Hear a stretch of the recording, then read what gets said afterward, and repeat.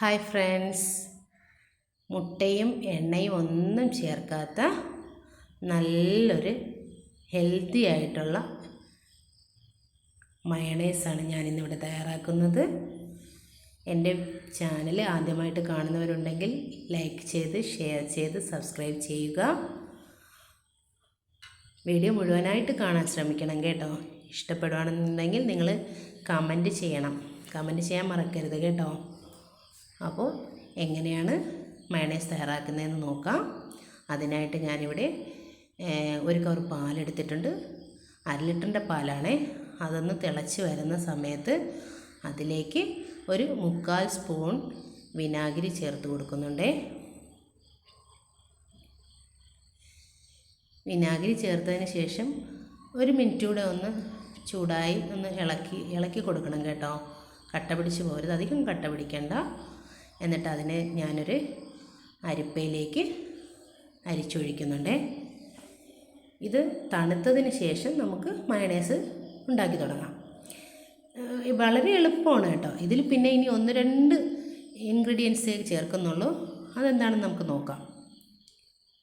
അപ്പോൾ ഇതൊന്ന് തണുത്തതിന് ശേഷം നമ്മുടെ മിക്സിയുടെ ചെറിയ ജാറിലേക്ക് ഇട്ടിട്ട് അതിൽ ഞാൻ ഒരു അരമുറി നാരങ്ങയുടെ നീര് പിഴിഞ്ഞൊഴിക്കുന്നുണ്ട്. 1 സ്പൂൺ. കൂടെ തന്നെ 1 അല്ലി വെളുത്തുള്ളി, ഒരു 3/4 സ്പൂൺ കുരുമുളക് പൊടി, വേണമെങ്കിൽ ഒരു 3/4 സ്പൂൺ പഞ്ചസാര കൂടെ. പഞ്ചസാര വേണമെന്നുള്ളവർക്ക് ചേർത്താൽ മതി കേട്ടോ. ഇത്രയും കൂടെ ചേർത്തിട്ട് നന്നായിട്ടൊന്ന് അടിച്ചെടുക്കണം. അപ്പോൾ ഞാൻ അടിച്ച സമയത്ത് ഇച്ചിരി കട്ടിയായിരുന്നു കേട്ടോ. അപ്പോൾ കട്ടി മാറാൻ വേണ്ടിയിട്ട് ഞാൻ ആദ്യം 1 സ്പൂണ് പാല് ചേർത്തടിച്ചു. അപ്പോൾ നല്ല കട്ടിയായിരുന്നു.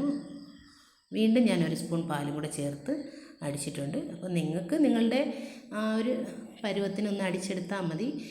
ആദ്യമേ ഒരു പാല് ഒഴിച്ചടിക്കണ്ട കേട്ടോ.